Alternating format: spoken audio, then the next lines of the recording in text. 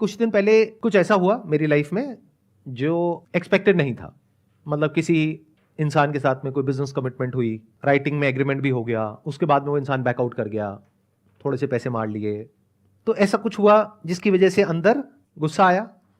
गुस्सा कब आता है हमें? जब हम जो एक्सपेक्ट कर रहे होते हैं वैसा नहीं होता है, या फिर कुछ ऐसा होता है जो हमें पसंद नहीं है, चाहे वो प्रॉब्लम इतनी बड़ी नहीं है।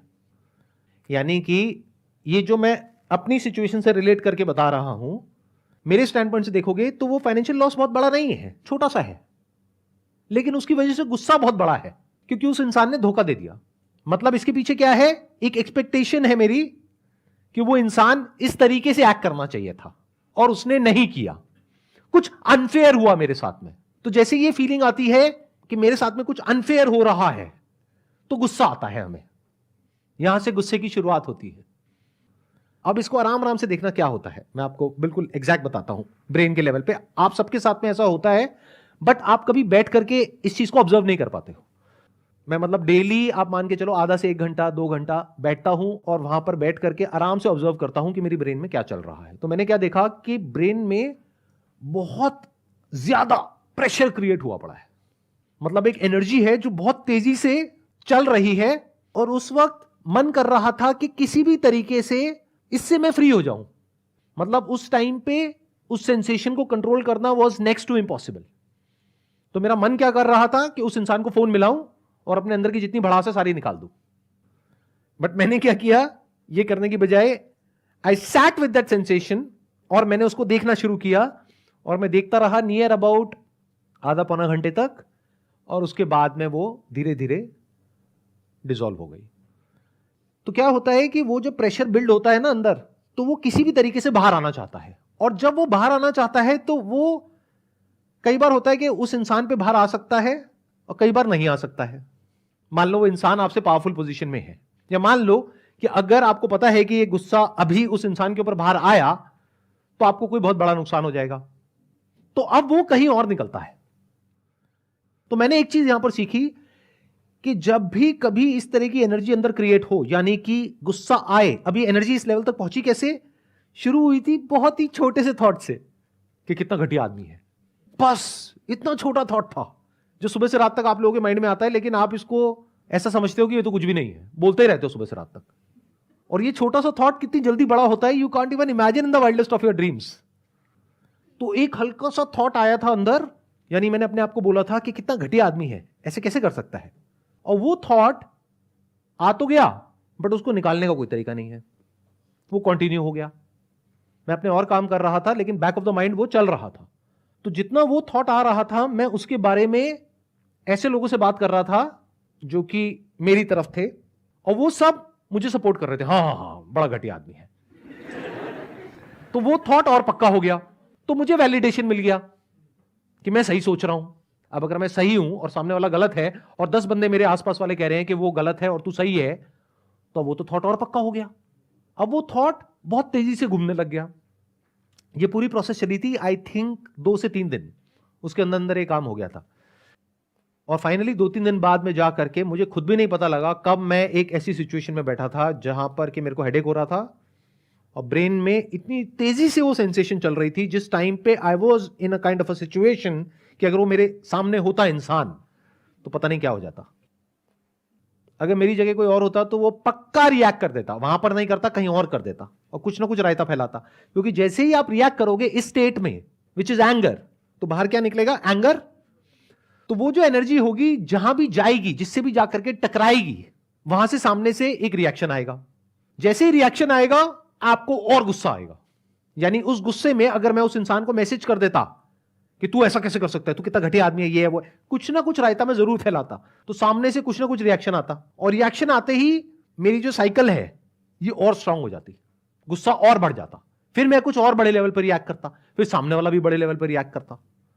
तो मैंने उसको बर्दाश्त कर लिया, उस इंसान को नहीं, अपना ही जो थॉट था जिसकी वजह से वो फीलिंग्स, इमोशंस, सेंसेशंस ट्रिगर हो रही थी, उसको देख लिया आराम से बैठ करके, और मन कर रहा था उस वक्त कुछ करने का, लेकिन कुछ नहीं किया।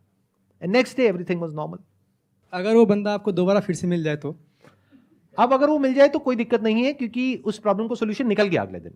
क्योंकि अगले दिन मैं इस सिचुएशन में था कि मैं उस प्रॉब्लम का सोल्यूशन निकाल सकता था।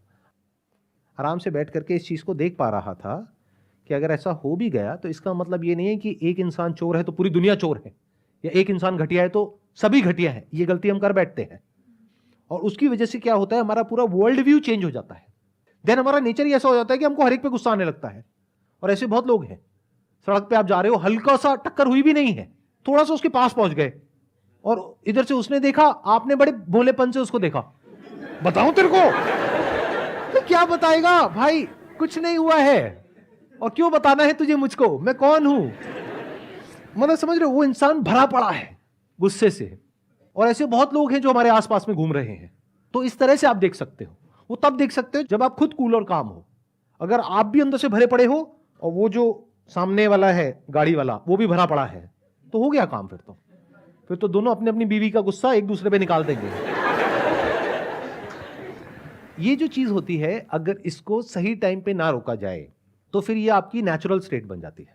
जैसे मेरी जो नेचुरल स्टेट है वो है आराम से कूलली कामली पीसफुली अपना मजे में रहता हूं। तो अब ऐसे में क्या होता है कि जैसे ही ऐसा कुछ होता है, कभी महीने में 2 महीने में एक बार कोई भी सेंसेशंस आई अंदर, तो मैं उसको देख लेता हूं। तो वो मेरे लिए अननेचुरल स्टेट है। और इसका उल्टा भी हो सकता है कुछ लोगों के लिए, कि उनकी नेचुरल स्टेट है रिएक्ट करने वाली है। कोई कुछ बोल के तो देखे।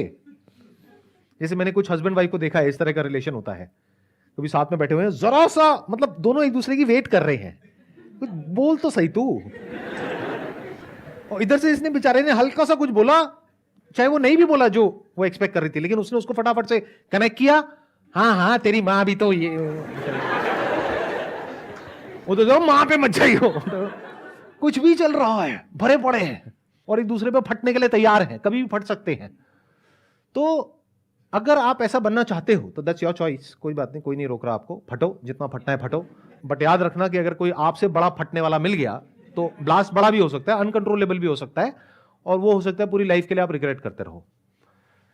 तो बेटर सोल्यूशन क्या होता है, जब भी गुस्सा आए, never say anything, never do anything, just bear it.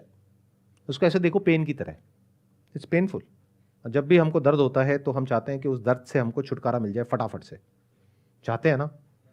और उससे छुटकारा पाने का हम क्या इलाज निकालते हैं कि अंदर जो भी चल रहा है जा करके सारा एज इट इज सामने वाले को बोल दो, बिना किसी फिल्टर के, बिना किसी लेयर के। बट हम सुनने को तैयार नहीं है।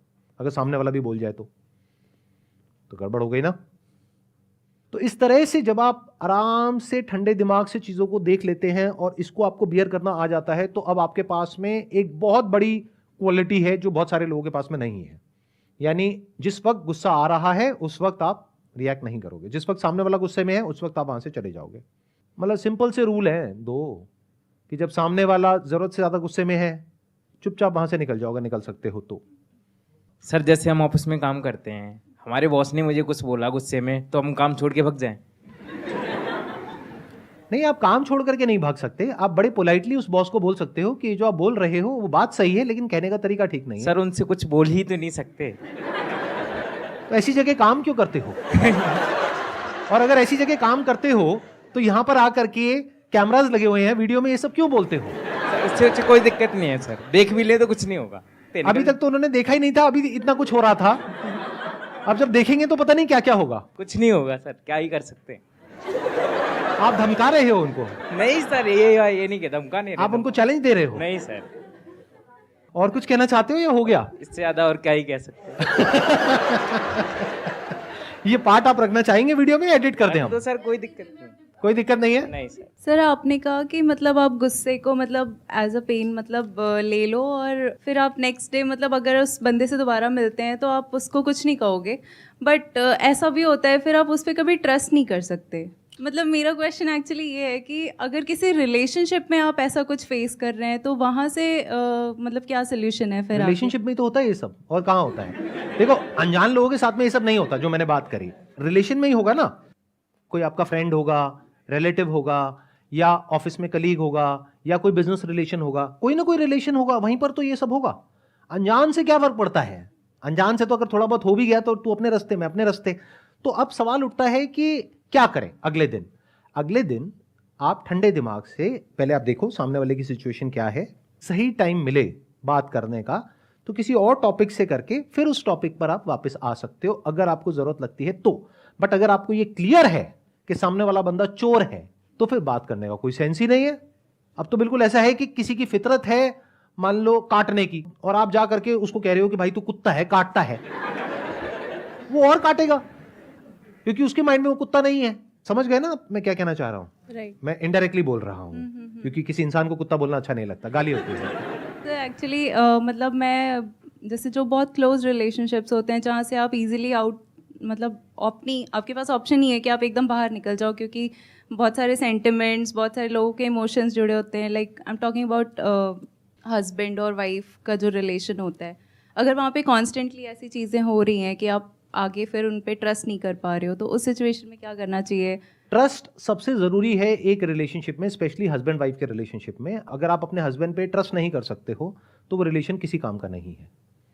अगर आप अपने दोस्त पे ट्रस्ट नहीं कर सकते हो तो वो रिलेशन किसी काम का नहीं है। अब सवाल उठता है कि जो आप उस पर ट्रस्ट नहीं कर पा रहे हो वो आपकी अपनी प्रॉब्लम की वजह से हो रहा है या एक्चुअल में हो रहा है? एक्चुअल में हो रहा है।